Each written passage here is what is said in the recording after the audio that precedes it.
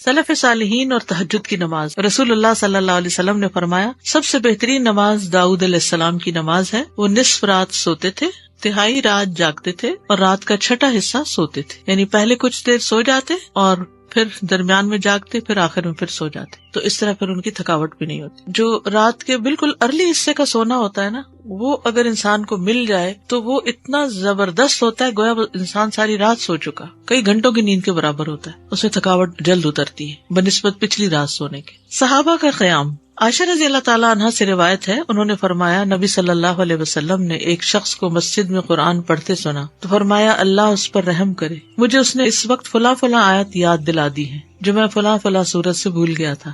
عباد اللہ بن عبداللہ نے حضرت عائشہ رضی اللہ تعالیٰ عنہ سے یہ اضافہ بیان کیا ہے کہ نبی صلی اللہ علیہ وسلم نے میرے گھر میں نماز تہجد پڑھی تو آپ نے عباد کی آواز سنی جو مسجد میں نماز پڑھ رہے تھے. آپ نے فرمایا عائشہ کیا یہ عباد کی آواز ہے؟ میں نے عرض کیا جی ہاں. آپ نے دعا فرمائی اے اللہ عباد پر رحم فرما. کیا خیر خواہی تھی نبی صلی اللہ علیہ وسلم کی کہ اپنے ساتھیوں کے بارے میں جب سنتے تھے تو وہیں ان کی غیر موجودگی میں بھی ان کے لیے دعا کرتے تھے. تو ابھی آپ نے کہا نا کہ جگہ جگہ روشنیاں، تو یہ صحابہ کے گھروں میں ایسے ہی ہوتا تھا. صحابیات کا قیام. نبی صلی اللہ علیہ وسلم نے فرمایا مجھ سے جبریل علیہ السلام نے کہا کہ حفصہ سے رجوع کر لو کیونکہ وہ بہت روزے رکھنے والی اور بہت قیام کرنے والی ہیں اور بے شک وہ جنت میں آپ کی بیوی ہے. امام احمد بن حنبل، امام بخاری، حافظ عراقی، یہ سب قیام اللیل کرنے والے لوگ تھے اور ان کے لیے ایسے ہی تھا جیسے کوئی بہت مانوس چیز ہے، یعنی بالکل روٹین کی بات تھی. تہجد کے فائدے. نمبر 1 خیر و بھلائی ملنا. جابر رضی اللہ عنہ سے روایت ہے، کہتے ہیں کہ رسول اللہ صلی اللہ علیہ وسلم نے فرمایا کوئی مرد اور عورت ایسی نہیں کہ رات کو سوئے مگر اس کے سر پہ گریں لگا دی جاتی ہیں. بس اگر اس نے جاگتے وقت اللہ کا ذکر کیا تو گرہ کھل جاتی ہے. اگر کھڑا ہوا اور وضو کیا اور نماز پڑھی تو سب گریں کھل جاتی ہیں اور وہ خوش دل ہلکا پھلکا ہو کر بھلائی کو پہنچنے والا ہوتا ہے. یعنی جو لوگ صبح اٹھ کر صبح اٹھتے ہی پہلے ذکر کرتے ہیں، اللہ کا دعا کرتے ہیں، اگر تہجد کے وقت اٹھے ہیں تو کون سی آیات پڑھتے ہیں؟ آل عمران کی آخری آیات ان فی خلق السماوات والارض، اور پھر وضو کرتے ہیں، نماز پڑھتے ہیں تو ان کی ساری گریں کھل جاتی، بالکل فریش ہو کر ریلیکس ہو کر دن کا آغاز کرتے ہیں. اور اگر نماز مس ہو جائے تو بوجھ تلے آ جاتے. اسی طرح نفس میں چستی آتی ہے ورنہ سستی اور خباثت نفس کے اندر آتی ہے. لا علاج مرض سے شفا ملنا. امام ابن قیم کہتے ہیں قیام اللیل حفظان صحت کے اسباب میں سب سے زیادہ نفع مند ہے، یعنی صحت کی حفاظت کے لیے سب سے اچھی چیز ہے اور بہت سے لا علاج امراض کو روکنے والے امور میں سے سب سے زیادہ روکنے والا ہے اور جسم، روح اور دل کو بہت چاق و چوبند رکھنے والا ہے. یعنی لا علاج مرضوں کا علاج ہے قیام اللیل. دل کا علاج. یحییٰ ابن معاذ کہتے ہیں دل کا علاج 5 چیزوں میں ہے. نمبر 1 تدبر کے ساتھ قرآن پڑھنا. نمبر 2 پیٹ کو خالی رکھنا، یعنی بہت زیادہ نہ کھانا. نمبر 3 قیام اللیل. نمبر 4 سحری کے وقت اللہ کے سامنے عاجزی اور انکساری کرنا. نمبر 5 نیک لوگوں کی مجلس میں بیٹھنا. دل کو خوشی ملنا. عطا خراسانی کہتے ہیں جب آدمی رات کو تہجد کے لیے اٹھتا ہے تو خوشی کے ساتھ صبح کرتا ہے اور اس قیام کی وجہ سے اپنے دل میں مسرت محسوس کرتا ہے. اور اگر اس پر نیند غالب آ جائے اور وہ اپنے ورد سے سویا رہ جائے تو غم کی حالت میں صبح کرتا ہے کہ آج میرے تہجد مس ہو گئے اور اس کا دل ٹوٹا ہوا ہوتا ہے، گویا کہ اس کا کچھ کھو گیا ہو کیونکہ اس نے اپنے نفع مند کاموں میں سب سے زیادہ مفید کام کو کھو دیا، یعنی قیام اللیل کو. رزق ملنا. ابن قیم کہتے ہیں 4 چیزیں رزق کو کھینچ لاتی ہیں. نمبر 1 قیام اللیل. نمبر 2 سحری کے وقت استغفار کی کثرت. نمبر 3 صدقے کا خیال کرتے رہنا. نمبر 4 دن کے شروع اور آخر میں اس کا ذکر کرنا، یعنی صبح شام کی دعائیں ہیں یا اذکار ہیں. چہرے پر نور آنا. حسن بصری سے پوچھا کہ رات کو تہجد پڑھنے والے سب لوگوں سے زیادہ حسین چہرے والے کیوں ہوتے ہیں؟ انہوں نے کہا اس لیے کہ وہ تنہائی میں رحمان کے ساتھ گفتگو کرتے ہیں اور اللہ انہیں اپنا نور پہنا دیتا ہے. لوگوں کی محبت ملنا. سعید بن مسیب کہتے ہیں کہ ایک آدمی رات کو نماز پڑھتا ہے تو اللہ اس کے چہرے میں نور بنا دیتا ہے. اس نور کی وجہ سے ہر مسلمان اس سے محبت کرتا ہے. جب اس کو ایسا شخص دیکھتا ہے جس نے اسے پہلے نہیں دیکھا ہوتا تو وہ کہتا ہے بے شک مجھے اس آدمی سے محبت ہے، یعنی دیکھتے ہی اس کے دل میں اس کی محبت آتی ہے. کوئی ایک فائدہ بتائیے مجھے، کیا فائدہ تہجد پڑھنے کا؟ خوشی ملنا. دل کا علاج. لا علاج مرضوں سے حفاظت. رزق ملنا. یس. نفس میں چستی آنا. لوگوں کی محبت ملنا. اپنے مزاج میں بھی بڑا فرق آتا ہے، یعنی ہم بھی بدلتے جس سے بھی لوگوں کا رویہ بھی بدل جاتا ہے. چڑچڑا پن دور ہوتا ہے، برداشت پیدا ہوتی ہے. تو جس میں برداشت پیدا ہو جائے تو پھر بہت سے اس کے دوست بن جاتے ہیں. اب دیکھیے کہ پچھلی پہر رات کو اٹھ کے صاف ستھرا ہو کے نبی صلی اللہ علیہ وسلم کا طریقہ کیا تھا کہ آنکھ کھلتے مسواک کرتے تھے. مسواک کیا، صاف ستھرے ہوئے، پاک ہوئے، اور پھر آپ طویل قیام کرتے. اب کیا کہتے ہیں کھڑے ہو کے آفس میں کام کریں. اسٹینڈنگ آفیسز بن رہے ہیں. یعنی قیام کی حالت میں کمپیوٹر استعمال کرے. تو یہ قیام اگر کسی نے صبح صبح ہی کر لیا ہو، اور پھر نبی صلی اللہ علیہ وسلم کے قیام جتنا ہی ان کا رکوع بھی ہوتا تھا، اتنی دیر آپ جھکے ہوئے، اتنی دیر آپ کا سر سجدے میں پڑا ہوا، صحت ہی صحت ہے، ایکسرسائز ہے ایکسرسائز. بہترین قیام جو ہے وہ داؤد علیہ السلام کا ہے، جو اٹھتے تھے، پھر پڑھتے تھے، پھر لیٹ جاتے تھے، آدھی رات کے بعد اٹھتے تھے، پھر ایک تہائی کے بعد پھر وہ چھٹا حصہ جو تھا پھر دوبارہ سو جاتے تھے. لیکن یہ کہ عشاء کے ساتھ بھی ایکسٹرا نوافل سے بھی چاہے نہ بھی سوئے ہوں وہ بھی قیام ہوتا ہے. یعنی رات کے نوافل چاہے اول حصے میں پڑھ لیں، چاہے درمیان میں، چاہے آخر میں. ہاں یہ ایکسٹرا بات ہے کہ جس کام میں جو جتنی مشقت کرتا ہے اس کا اجر اتنا ہی زیادہ بڑھ جاتا ہے. آخری وقت میں اٹھنے والوں کا کم ہے اور پہلے اٹھنے والوں کا زیادہ ہے obviously. لیکن آخری حصہ لاسٹ 1/3 جو ہے اس میں اللہ تعالیٰ آسمانی دنیا پر آتے ہیں، تو وہ اس لحاظ سے زیادہ بہتر. اور سحری کا وقت جو ہے اس کی دعائیں قبول ہوتی ہیں. تو اس لیے اس وقت کو یہ نہیں سمجھنا چاہیے کہ یہ صرف سستی کا وقت ہے، بلکہ بڑے اجر کا وقت بھی ہے. اور پھر یہ جو ہم کہتے ہیں نا کسی کو چلو 10 منٹ پہلے اٹھ کے پڑھ لو، یہ صرف اس لیے کہتے ہیں کہ 1-2 پڑھیں گے مزہ آئے گا، پھر 10 کے وہ پیچھے اور 10 چلے جائیں گے. بگننگ بھی ہے بالکل، اسٹیپ بائی اسٹیپ، تھوڑا تھوڑا. ورنہ 1-2 دن تو جذبات میں آ کے اٹھیں گے تو پھر چوتھے دن پھر سوچ پڑے ہوں گے. تہجد کا وقت عشاء کے بعد سے طلوع فجر تک، عشاء کے بعد سے طلوع فجر تک. نبی صلی اللہ علیہ وسلم نے فرمایا اللہ نے تمہیں مزید ایک نماز عطا کی ہے جو کہ وتر یعنی تہجد ہے، اسے نماز عشاء اور نماز فجر کے درمیانی وقفے میں پڑھ لیا کرو. ٹھیک ہے نا، یہ سلسلہ صحیحہ کی حدیث ہے. کب سے کب تک ہے تہجد کا وقت؟ عشاء کے بعد سے فجر تک. اٹھنے کا بہترین وقت مسند احمد کی روایت ہے، ابو مسلم سے روایت ہے کہ میں نے ابو ذر رضی اللہ عنہ سے پوچھا رات کے کس حصے میں قیام کرنا سب سے افضل ہے؟ ابو ذر رضی اللہ عنہ نے کہا میں نے بھی رسول اللہ صلی اللہ علیہ وسلم سے اسی طرح سوال کیا تھا جس طرح تم نے مجھ سے کیا. آپ نے فرمایا رات کے پچھلے پہر، یا رات کے پچھلے پہر یا نصف رات میں. لیکن ایسا کرنے والے بہت تھوڑے ہیں، یعنی مشکل ہے نا آدھی رات کو اٹھنا.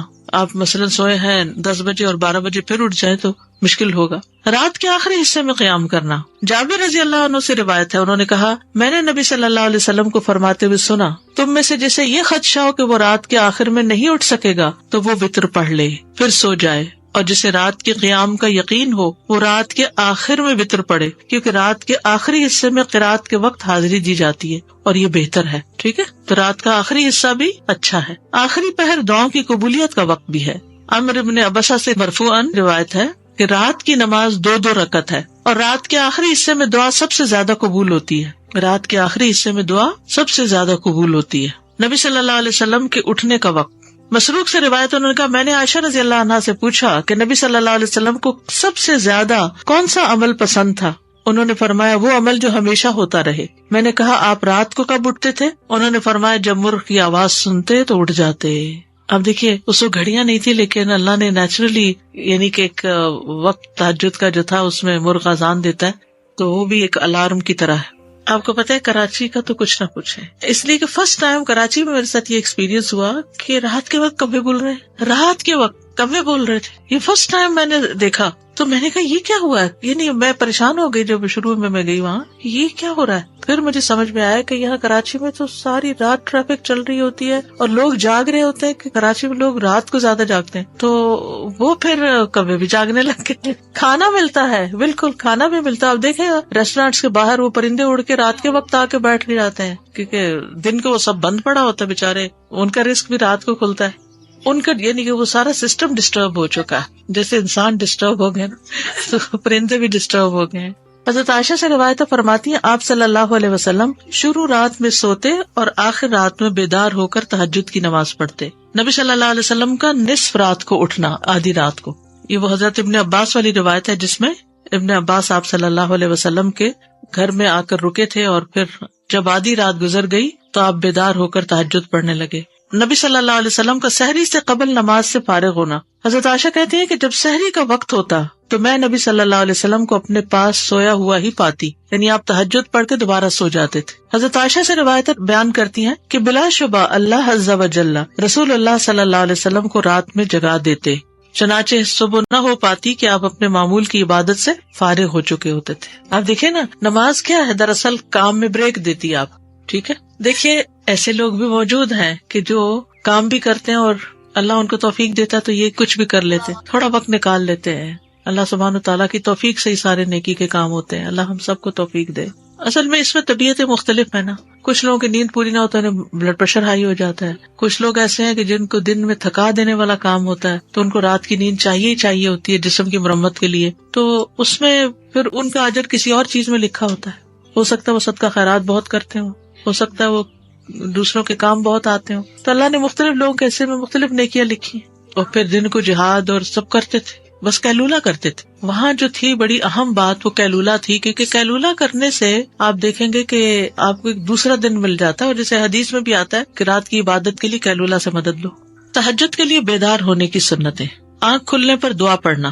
نبی صلی اللہ علیہ وسلم نے فرمایا, جو شخص رات کو بیدار ہو کر یہ دعا پڑھے, لا الہ الا اللہ وحدہ لا شریک لہ لہ الملک ولہ الحمد وہو علی کل شیء قدیر, الحمد للہ وسبحان اللہ ولا الہ الا اللہ واللہ اکبر ولا حول ولا قوة الا باللہ, ثم قال اللہم اغفر لی, او دعا استجیب لہ فإن تودع وصلی قبلت صلاتہ. نبی صلی اللہ علیہ وسلم نے فرمایا, جو شخص رات کو بیدار ہو کر یہ دعا پڑھے, لا الہ الا اللہ آخر تک, اور پھر کہے اللہم اغفر لی, اے اللہ میری مغفرت فرما, یا کوئی اور دعا کرے جو اس کی دعا ہے, تو اس کی دعا قبول ہوتی ہے. پھر اگر اس نے وضو کیا اور نماز پڑھی تو نماز بھی قبول ہوتی ہے. ٹھیک ہے. آل عمران کی آخری 10 آیات پڑھنا. ابن عباس نے ابو المتوکل کو بتایا کہ انہوں نے ایک رات نبی صلی اللہ علیہ وسلم کے ہاں گزاری, تو اللہ کے نبی رات کے آخری حصے میں اٹھے, باہر نکلے اور آسمان پر نظر ڈالی, پھر سورۃ آل عمران کی آیت پڑھی, ان فی خلق السماوات والارض.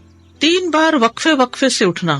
ابن عباس کہتے ہیں وہ ایک رات رسول اللہ صلی اللہ علیہ وسلم کے ہاں سوئے تو رات کو آپ جاگے, مسواک کی اور وضو فرمایا. آپ اس وقت یہ آیات پڑھ رہے تھے, ان فی خلق السماوات والارض. یہ آیات تلاوت فرمائی حتیٰ کہ سورت ختم کی, پھر آپ کھڑے ہوئے اور 2 رکعتیں پڑھی, ان میں بہت طویل قیام, رکوع اور سجدے کیے, پھر واپس پلٹے اور سو گئے, یہاں تک کہ آپ کی سانس کی آواز سنائی دینے لگی. پھر آپ نے اسی طرح 3 دفعہ کیا, 6 رکعتیں پڑھی. ہر دفعہ آپ مسواک کرتے, وضو فرماتے اور ان آیات کی تلاوت فرماتے. پھر آپ نے 3 وتر پڑھے, پھر مؤذن نے اذان دی تو آپ نماز کے لیے باہر تشریف لے گئے.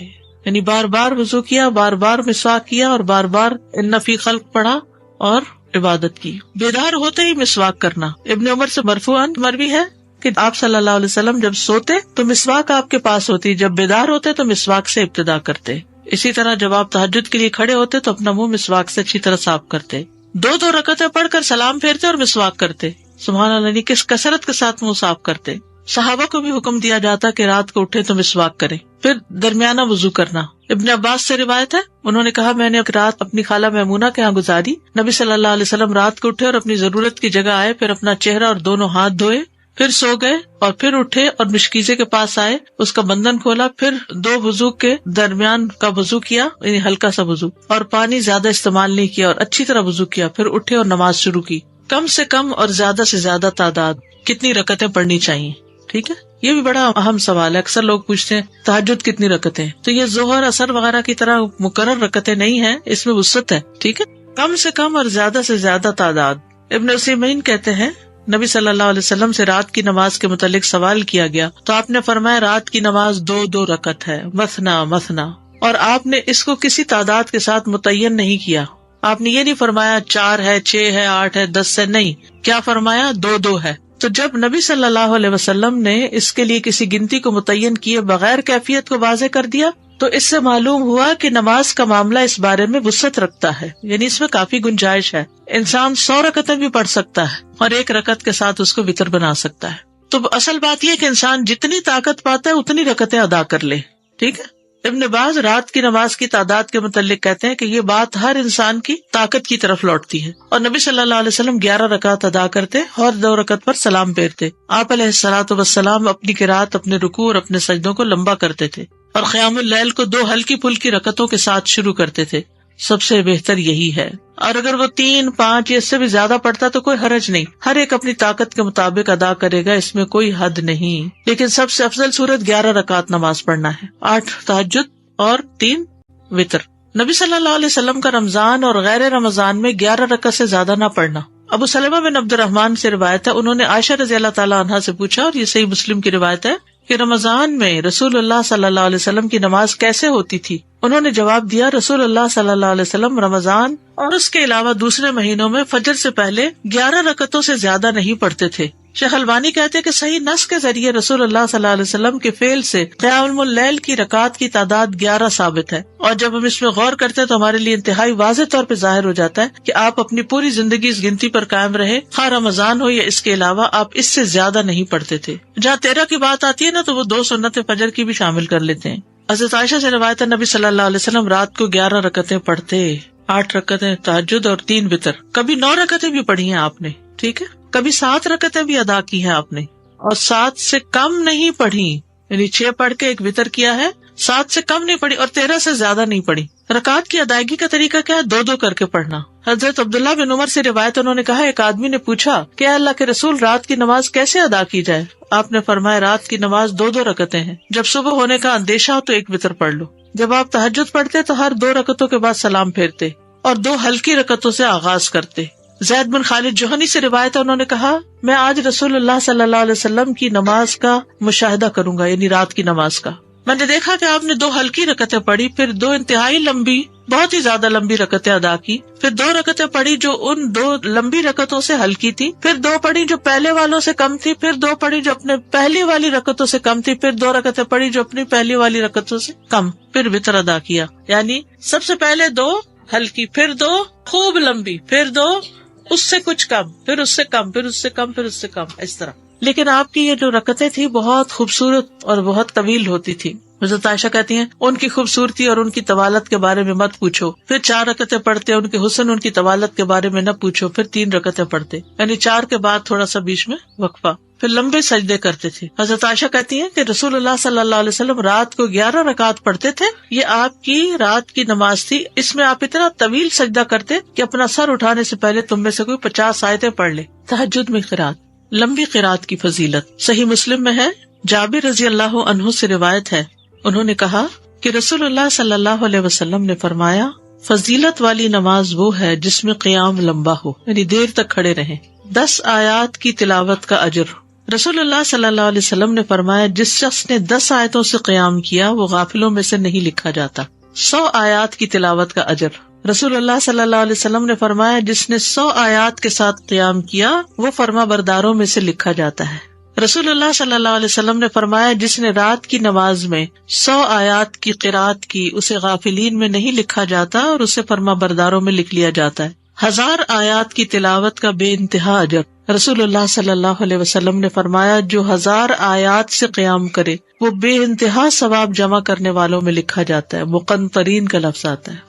نبی صلی اللہ علیہ وسلم کی قرات، آپ صلی اللہ علیہ وسلم کی تہجد میں قرات مختصر ہونے یا لمبی ہونے کے اعتبار سے مختلف ہوتی تھی۔ کبھی آپ ہر رکعت میں یا ایھا المزمل کی مقدار کے مطابق قرات کرتے تھے اور یہ 20 آیات والی صورت ہے، ٹھیک ہے۔ کبھی آپ ہر رکعت میں کیا پڑھتے؟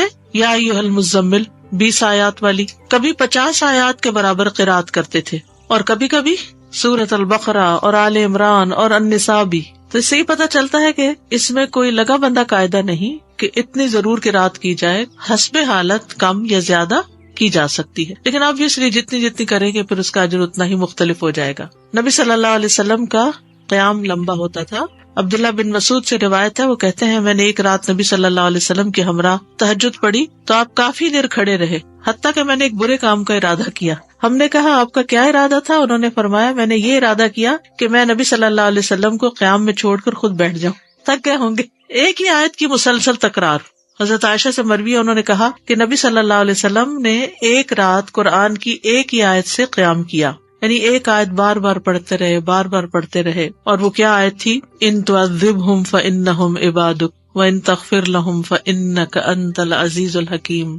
اگر تو ان کو سزا دے تو بے شک وہ تیرے ہی بندے ہیں، اور اگر تو معاف کر دے تو بے شک تو ہی غالب بڑی حکمت والا ہے۔ یعنی یہ تو تجھ پر، یعنی کہ ایک طرح سے رحم ہی کی درخواست کر رہے ہیں کہ تیرے بندے ہیں، تو رحم فرما دے ان پر۔ اسی طرح سورۃ الاخلاص کی تکرار، بار بار ایک ہی سورت۔ پھر اسی طرح جہری اور سری دونوں طرح سے قرات کرنا جائز ہے۔ آپ چاہیں تو تہجد میں بلند آواز سے تلاوت کریں، چاہے تو دل میں پڑھیں۔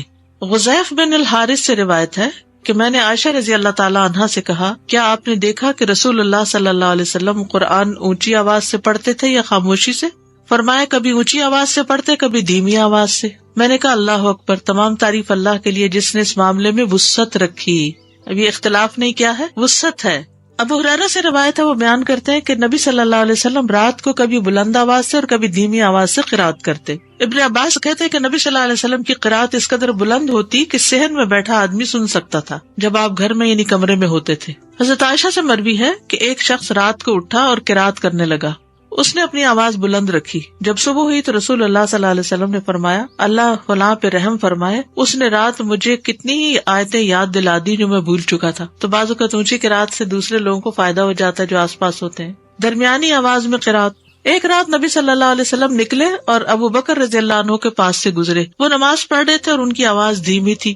راوی کہتے ہیں اور آپ عمر بن خطاب کے پاس سے گزرے، وہ بھی نماز پڑھ رہے تھے، ان کی آواز بہت بلند تھی۔ کہتے ہیں جب وہ دونوں نبی صلی اللہ علیہ وسلم کے پاس اکٹھے ہوئے تو آپ نے فرمایا اے ابو بکر، میں تمہارے پاس سے گزرا، تم نماز پڑھ رہے تھے اور تمہاری آواز دھیمی تھی۔ انہوں نے کہا اللہ کے رسول، میں نے جس سے مناجات کی اسے سنایا، یعنی جس سے میں بات کر رہا ہوں اس کو تو دھیمی آواز بھی سن جاتی۔ کہتے ہیں پھر آپ نے عمر سے کہا میں تمہارے پاس سے گزرا اور تم بلند آواز سے نماز پڑھ رہے تھے۔ انہوں نے کہا اللہ کے رسول، میں سوتے کو جگا رہا تھا اور شیطان کو بگا رہا تھا۔ بس نبی صلی اللہ علیہ وسلم نے فرمایا اے ابو بکر، اپنی آواز کچھ بلند کیا کرو، اور اے عمر، تم اپنی آواز کچھ دھیمی رکھا کرو، درمیانی چیز۔ لیکن یاد رکھیے کہ دوسرے کو اذیت نہیں دینی چاہیے۔ اگر کوئی سو رہا ہے اور وہ چاہتا ہے کہ ہم اونچا نہ پڑھے تو پھر اونچا نہ پڑھے، یا کوئی اور بھی تہجد پڑھ رہا ہے، یعنی ایک ہی کمرے میں ہسبینڈ وائف دونوں پڑھ رہے ہیں اور دونوں ہی اپنی اپنی اونچی کر رہے ہیں تو کسی کی کوئی بات سنائی نہیں دے گی۔ ابو سعید کہتے ہیں کہ رسول اللہ صلی اللہ علیہ وسلم نے مسجد میں اعتکاف فرمایا، آپ نے لوگوں کو سنا کہ اونچی آواز سے قرات کر رہے تھے۔ آپ نے پردہ ہٹایا اور فرمایا خبردار،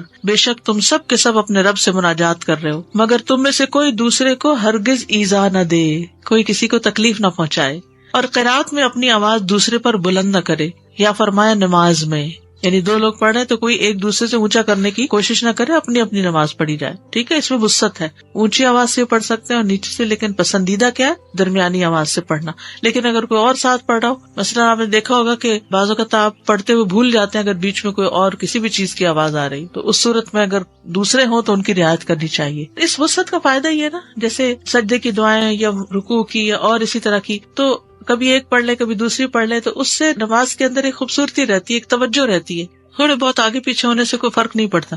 پھر ہے ہدایت کا سوال کرنا۔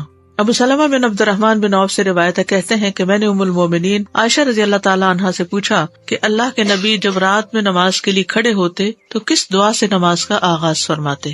انہوں نے فرمایا جب آپ رات میں نماز کے لیے کھڑے ہوتے تو اپنی نماز اس دعا سے شروع کرتے، شیطان سے بچنے کے لیے اللہ کی پناہ لینا۔ ابو سعید خدری بیان کرتے ہیں کہ رسول اللہ صلی اللہ علیہ وسلم جب رات کو قیام فرماتے تو اللہ اکبر کہتے، پھر سبحانک اللہم و بحمدک و تبارک اسمک و تعالی جدک و لا الہ غیرک کہتے، پھر 3 بار لا الہ الا اللہ کہتے، 3 بار اللہ اکبر کبیرہ کہتے، اس کے بعد اعوذ باللہ السمیع العلیم من الشیطان الرجیم من ہمزہ ونفخہ ونفثہ پڑھتے۔ بخشش طلب کرنا۔ ربیہ الجرشی سے روایت ہے، کہتے ہیں کہ ایک مرتبہ میں نے عائشہ رضی اللہ عنہا سے سوال کیا تو میں نے کہا کہ رسول اللہ صلی اللہ علیہ وسلم جب رات کو قیام کرتے تو کس چیز سے آغاز فرماتے؟ انہوں نے کہا کہ آپ 10 مرتبہ اللہ اکبر کہتے، 10 بار سبحان اللہ، 10 بار لا الہ الا اللہ، 10 بار استغفر اللہ، اور 10 مرتبہ یہ دعا اللہم اغفر لی واہدنی وارزقنی، اور پھر 10 بار یہ دعا اللہم انی اعوذ بک من الضیق یوم الحساب، دنیا کی تنگی سے دعا مانگنا۔ شریک حوزنی کہتے کہ میں ام المومنین عائشہ رضی اللہ عنہا کے پاس گیا اور ان سے پوچھا کہ رسول اللہ صلی اللہ علیہ وسلم جب رات کو اٹھتے تو کس چیز سے ابتدا کرتے؟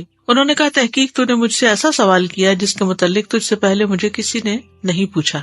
آپ جب رات کو اٹھتے تو 10 بار اللہ اکبر کہتے، 10 بار الحمدللہ کہتے، 10 بار سبحان اللہ و بحمدہ کہتے، 10 بار سبحان الملک القدوس کہتے، 10 بار استغفر اللہ کہتے، 10 بار لا الہ الا اللہ کہتے، 10 بار اللہم انی اعوذ بک من ضیق الدنیا و ضیق یوم القیامہ، اس میں قیامت کی تنگی کا بھی ذکر آتا ہے اور دنیا کا بھی۔ پھر اسی طرح آپ اللہم اغفر لی واہدنی وارزقنی وعافنی بھی 10 دفعہ یہ اللہ اکبر الحمدللہ سبحان اللہ اور استغفر اللہ کرنے کے بعد یہ پڑھتے تھے۔